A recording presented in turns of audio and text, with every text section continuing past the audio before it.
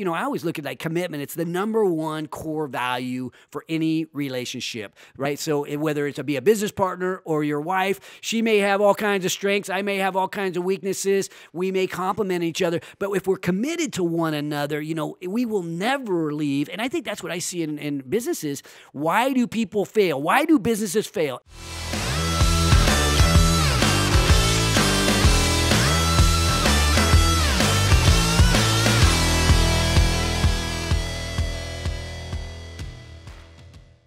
I'm Mark Haney, and I'm here with my main man, Marcus Haney. He is the Marine Entrepreneur. This show is all about entrepreneurship. How you doing today, Marcus? You hanging or banging, buddy? I am doing phenomenal. I'm in a great mood. I am banging. Have some really good stuff for Haney Industrial Supply on the forefront. So just motivated. Love excited it. to be here. Yeah, when we're banging, we are at our very best opportunity. And when we're hanging, we are in relax mode. Both of those two opportunities are outstanding. But you know what happens when we get caught in between? That's no fun, right? What do you call that again? I call that hesitation mode, right? You're in between, man. You're not at your best. You are not in the zone. I don't know what do you call it? Yeah, no man's land is probably pretty accurate. Yes. I think they called that in World War II when you were out there trying to just stuck in between you and your enemy, right? Yeah. Yes, for sure. Well, you know what? If you're going to be at your very best, at least for a guy like me, I like to have someone by my side here on our radio program. You are always by my side, Marcus, and we're partners in this thing. But you are driving, building this industrial supply business. I've got, a couple dozen businesses that I own or am invested in, and I've got business partners in virtually all of mine because I don't like to be alone. But here you are. You're a lone ranger. You got your own partnerless. business. What's up with that? Why? Why have you decided to go be solopreneur? Where here I am, I've got to have partners in everything that I do. It's probably because you're a little wiser than I am, and I've been down the road a little bit. But truthfully, I am at a place where I'm looking for the right business partner for my business. I've tried a couple things before that quite haven't worked out the way I thought they were going to work. I've had some partners haven't really panned out, so I'm a little bit nervous. I guess I'm a divorcee, so I don't know if I want to get back in that bed. Hey, it's a lot like marriage when you get into business with somebody, and you got to be careful who you get into bed with, right? Am I right? Absolutely. Yeah. I mean, it could be an 18-year thing. You never know. Okay. So we won't get into your personal life so much other than, this is a business show. We're entrepreneurs helping entrepreneurs. It's one entrepreneur at a time. Hopefully somebody can take a piece of our story and hopefully it helps them. Maybe it's an educational piece. Maybe it's an inspirational piece. Maybe it's what not to do. Am I right? Well, no doubt. I mean, I think it's an interesting dichotomy that you look at me as a solopreneur. I've got myself set up in an interesting way that I don't necessarily need a partner at this particular time, but I'm wondering why you have so many partners and what that's done for you in your business and its acceleration. Well, for me, my partners have been everything to me in business and in building businesses. I think some of our listeners know that, I've built a number of companies, had some successful exits, and they would not have done anything without my business partner, starting with my, with my little brother from my paper route times into what I'm doing today. So really, I would be nowhere. One of the things I like to say is weaknesses waste time, and I'm one of those guys that doesn't have all that much talent, so I try to put people who have talent in my life. I don't want to, that way I can focus on what I'm good at, which is really throwing a party that people love to come to. So for me, it's everything, and I think it's been the key to any success that I might have had. Well, it's interesting for me to look at, you have a particular business partner, though who will not be named, you've had on your team since 1988, the year I was born. You have a teammate on your team that sits right below your office. Yes, one of been here for 30 years. It's yeah, crazy. I mean, one of my that. employees, right, has been with me a long time. And a lot of times we look at, I think, our employees as almost like business partners. But I think people, you sort of wrestle with, do I have a business partner or do I just hire teammates? You're probably wrestling with that now because realistically, if you're going to get a divorce as a business partner, that can be a pretty ugly breakup at times. And, I've been fortunate enough not to have any of those super ugly breakups in my life at the business level or in the marriage level. And, I've been sort of lucky that way. But, I've had some exits with my business partners. We've sold companies and parted ways, but it's always been after a win of some kind. So I've been kind of fortunate in that standpoint. But you know what? It's not always that way. I think sometimes we have business partners, and what I've seen with this show, I've met a lot of people who have actually gone out of business because the business partners could not get along. Just like a family can be completely disruptive if mom and dad can't get along. It's very similar. I guess that's why me and Ashley haven't gone into business together, right? Your sister? Yeah. We don't want you guys killing each other. Absolutely. But there's bad combos, there's good combos, right? You think about like Steve Jobs and Wozniak, Jobs-Wozniak, right? Or the Wright brothers, or, so many Hewlett-Packard, right? So many times it's a 1 + 1 = 3 or a heck of a lot more, whereby Jobs, he didn't have all the technical background of Wozniak. They complemented each other and were able to build something really incredible. When do you think is a good time? I mean, just from a guy like me, taking my perspective, when is a good time to take on a business partner like that in your business life cycle? I don't think there's ever a wrong time or a right time. I think it's sort of up to you. I think it's when you find the right person, though. Okay. I think for me, as I think about bringing on a business partner, how do I approach that? I start with the overarching weaknesses, waste time. So I want to put people in my life that complement my strengths. And, you were a baseball guy, Marcus. I was a little bit of a baseball guy as well. And, You're a hell of a coach. Hell of a coach. I played high school baseball, big deal. But there's something, as you know, called a 5-tool baseball player. Am I right? Absolutely. I think I know a couple of those bad boys. Yeah. Right. They hit for average. They've got speed. They've got arm strength. They've got fielding. And they hit for power, right? It's the 5-tool business partner. Finding people to put in your life that have all these talents, it's not easy, but you know what? Sometimes it's more than talent, right? And so when I look at a business partner, I have this 5-tool thing that I look at for building businesses as well and getting business partners. And, it starts with, number one, I look for somebody who is a rock star. Okay.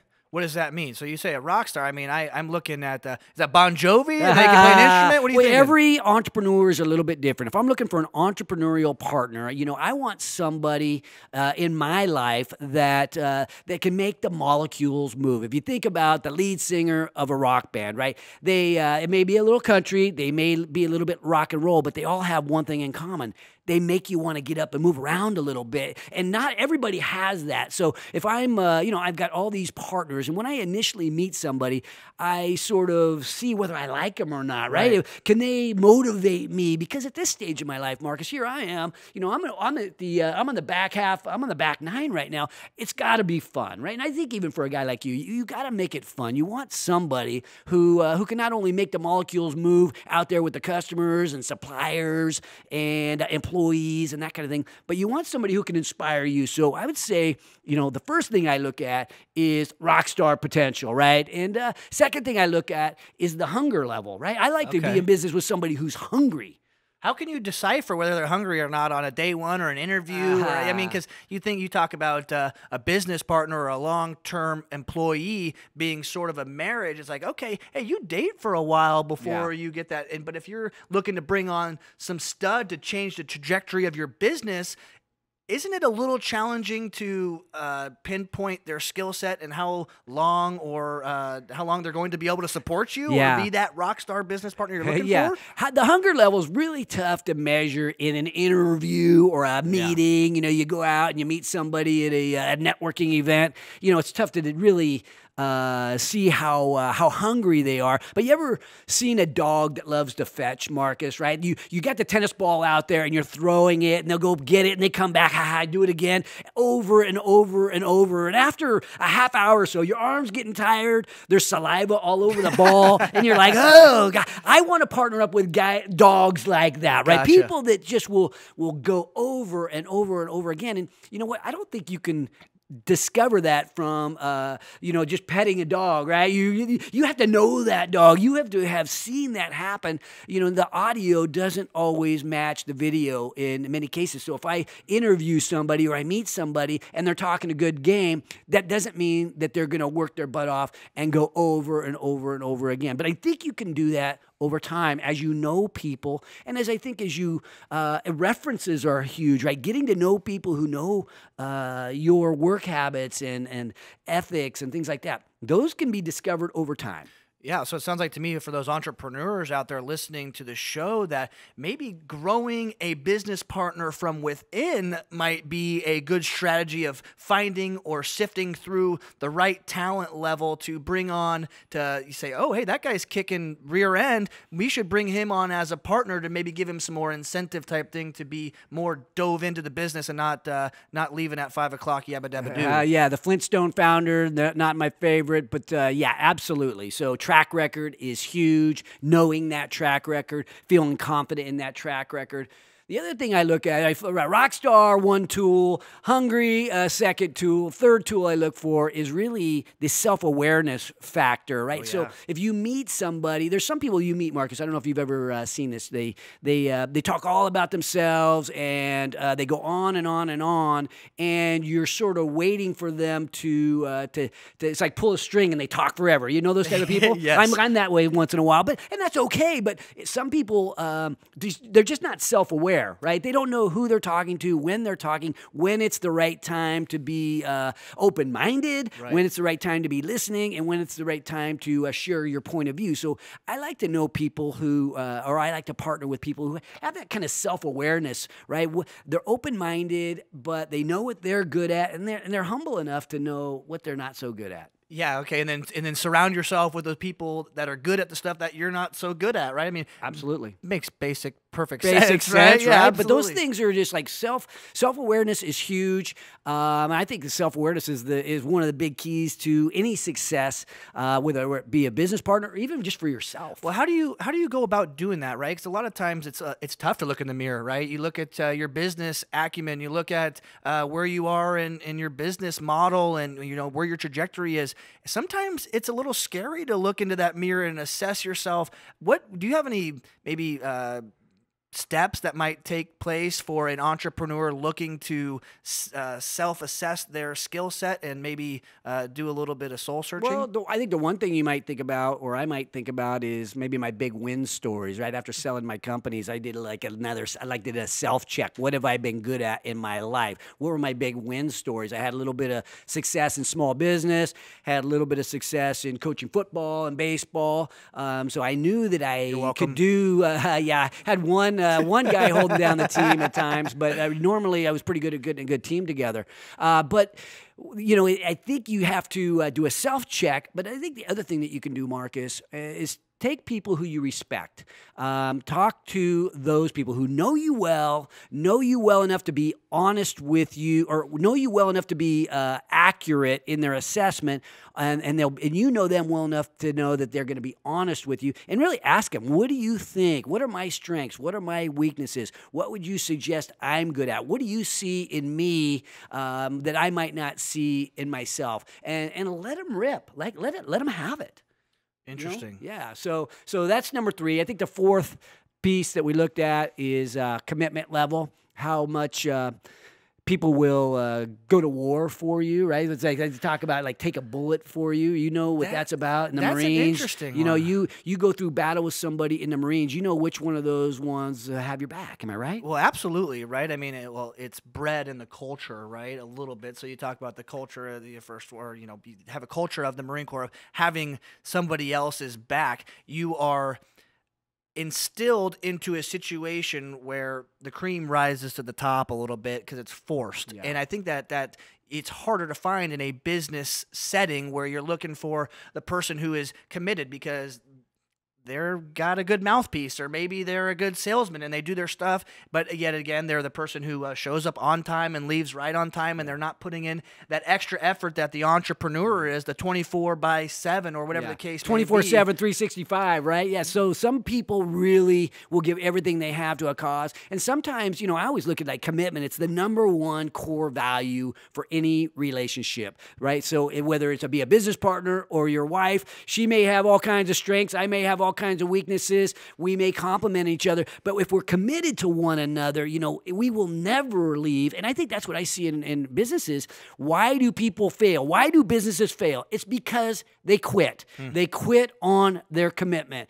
And I think if you start off with a strong enough commitment, if you and I, Marcus, are committed enough to one another in a business or as father and son, I mean, that's unbreakable. No doubt about it. And I think you don't know that until you go to war with people. Exactly. And I think sometimes you get lucky and you have that, but other times it's proven by being a battle buddy with that, or being in a foxhole with somebody. That was going to be my next point is, I've always been told by my buddies they had my back in times of trials and tribulations. Well, when I took a bullet in the leg, my buddy Adam Maxey, under extreme machine gun fire, double leg slid into my area and started assessing me as a wounded partner. I'm like, man, that is a rarity. This guy is really putting his chips down where they count. And you would do the same for him, am I right? 1,000%, buddy. Exactly. That stuff is special. The fifth thing I look right, the first thing, right, be a rock star. I'm looking for somebody, secondly, that's hungry, looking for the self-awareness factor, always that commitment. And I think the other thing, the icing on the cake, here I am with, all these businesses. I want somebody who is complementary. I call it synergy, right? I'm hoping to invest, right? I envision having 100 business partners in my backyard. So at this stage, as an investor, as a person that's helping build business partnerships, I want somebody who brings synergy to the effort, right? Who helps with my security companies, helps with real estate companies, helps with construction companies. If somebody can come in and be complementary to this effort, wow, then they make a huge difference. So they need to be able to blend into our culture that we're creating here at HaneyBiz. And if they have that, that's the fifth tool, right? If they can bring that, team attitude where they want to help bring what they the intangibles. The intangibles, bring their intangibles to the effort. That's probably the last thing I look at when I'm looking at where am I going to invest? Who do I want in my foxhole? So. Yeah, maybe a guy you want to bring over to the Mark Tank and have a cold beverage with or something, right? You have somebody that you can sit down and get real with, right? That's right. That can share your same vision and want to take on the world with you, right? Yeah. Just like you're doing with me on the show and in my life, and hopefully I'm doing the same for you throughout You inspire your show. me every day, Marcus. And I mean, you make it fun, though. I mean, this whole thing, I think whether you're at the beginning stages of your entrepreneurial career or you're at the end stages, right? We know weaknesses waste time. When you're working on stuff that you're good at, it's fun, right? And that's kind of what I see here on these back stages of my life is like I got to be doing stuff that is fun, and it's fun hanging out with you, and it's fun having great business partners in my life. It's way more fun to build businesses with a teammate than it is to be off alone. At least that's me, Marcus. Not everybody's built like me, but if you are built like me, then you know where to find me, because you know what?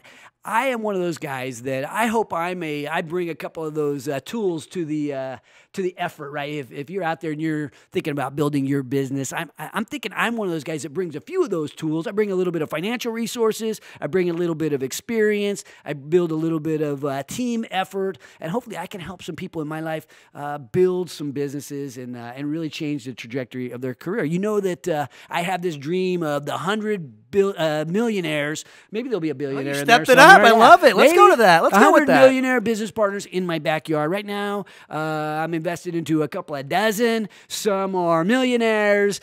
Some are, I'm wearing my SSI shirt right now, right? This company, one of my business partners. Mr. T. Mr. T, his company, they're the largest. I'm business partners with a guy who's built the largest video security company for casinos in North America. These guys have, I don't know how many employees they have. They're 40, 50 million in sales, but they're dominant. And it's fun, right? It's fun being in business with a guy like Mr. T is who we're calling him. And you know what? He's in the backyard. He's like he's my main man in the backyard as I build this thing. But you know what? I've had a few of these type guys in my life, and it just makes me think all the way back from laying in bed with my little brother as little kids, thinking about our paper route and how we're going to create these incredible enterprise and businesses together. We kind of had some success. We had video stores, we had security companies, and now he's after the exit a few years back, he's retired. Here I am chasing entrepreneurial dreams of my own. So just if you are one of those people that's thinking, you know what, I want a business partner. I need a business partner. I might even want to be in Mark's backyard. Hit you up, Marcus. And, please do. Maybe, my brother Paul and we had this special relationship. And, after selling the companies, I know he's as happy as he ever has. And here I am, that business partnership with my brother Paul has meant everything to me. I would be nowhere without him. So who knows? Maybe I'll be the Paul in your business partner. Let me know if I can help you. But either way, if you are fighting a good fight out there for our security, for our way of life, fighting a good fight for our freedom, I appreciate what you do. If you're fighting a good fight for entrepreneurship, putting food on the table for your family, we appreciate what you do. And to everybody out there who's got that business partner story that's helping change the trajectory of your life, never above you, never below you, always by your side.